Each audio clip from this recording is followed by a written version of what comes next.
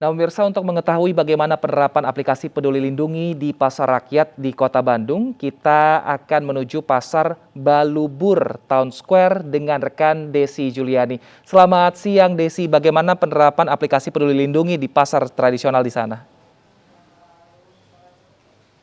Ya, selamat siang Wilson dan pemirsa. Untuk penerapan aplikasi Peduli Lindungi di Pasar Balubur Town Square ini tentunya mendapatkan apresiasi tidak hanya dari pedagang tapi juga dari pembeli, karena tadi kami sempat berbincang dengan salah satu pembeli. Mereka menyatakan bahwa mereka merasa nyaman dalam berbelanja karena semuanya sudah difilter seperti itu, Wilson dan pemirsa, di aplikasi Peduli Lindungi. Seperti apa contohnya? Di aplikasi Peduli Lindungi kan tertera ya status vaksinasi, kemudian yang paling penting adalah jumlah pengunjung yang berkunjung ke tempat itu ada berapa banyak.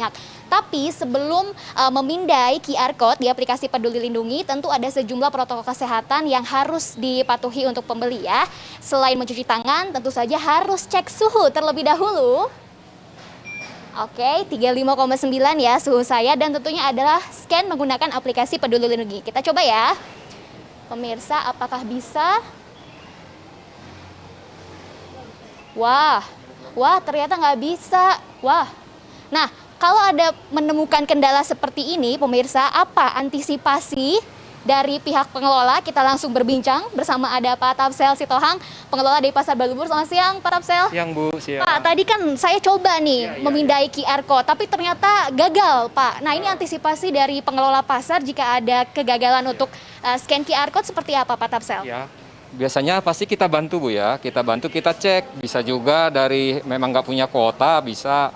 Kalau memang kotanya ada tapi nggak bisa juga, bisa kita minta bukti vaksin, ada kartunya kan ada, atau sertifikat vaksinnya, atau juga kita bantu, atau nggak bawa bisa kita bantu juga, minta KTP-nya, kan ada nomor NIK-nya, kita bantu juga masukin nomor NIK-nya, nanti ketahuan divaksin atau belumnya, Bu, begitu. Jadi kalaupun tidak membawa handphone, kan biasanya kalau ke pasar nggak bawa handphone ya Pak Tapsel ya, nah itu gimana, bawa bukti fisik saja seperti itu? Kita sarankan sih, Bu, bawa bukti fisik aja, kan ada sertifikat vaksin.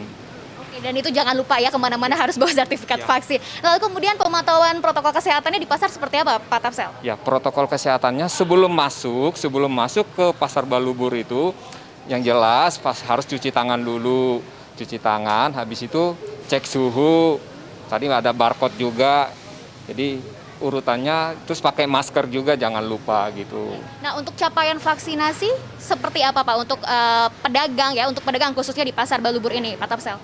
Di kita sih sampai saat ini sudah lebih dari 85%. Adapun sisanya itu karena komorbid, Bu. Jadi memang ada yang komorbid ya sisanya. Tapi kalau memang karena komorbid ini paling dia membawa surat dari dokter yang bahwa belum bisa divaksin gitu. Masih berada di PPKM level 3, Pak, Kota Bandungnya. Pembatasan apa saja yang dilakukan oleh pengelola pasar selain ada aturan-aturan juga yang harus dipatuhi dari pemerintah, Pak Tapsel?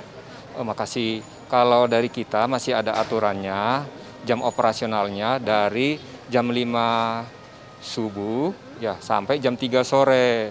Untuk batasan pengunjung masih kita batasi maksimal 50%, Mbak. Baik, terima kasih Pak Tapsel atas informasinya. Sehat selalu Pak Tapsel, selamat bertugas kembali ya.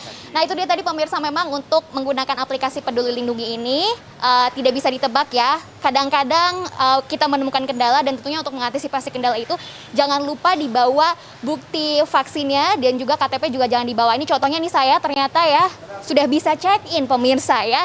Di sini tertulis ada aktivitas dalam ruangannya 139 orang dari 10.000 pengunjung. Kita check-in. Wilson. Wow, terima kasih Desi Juliani dari Pasar Balubur, Bandung, Jawa Barat sudah melaporkan. Terima kasih, selamat bertugas kembali.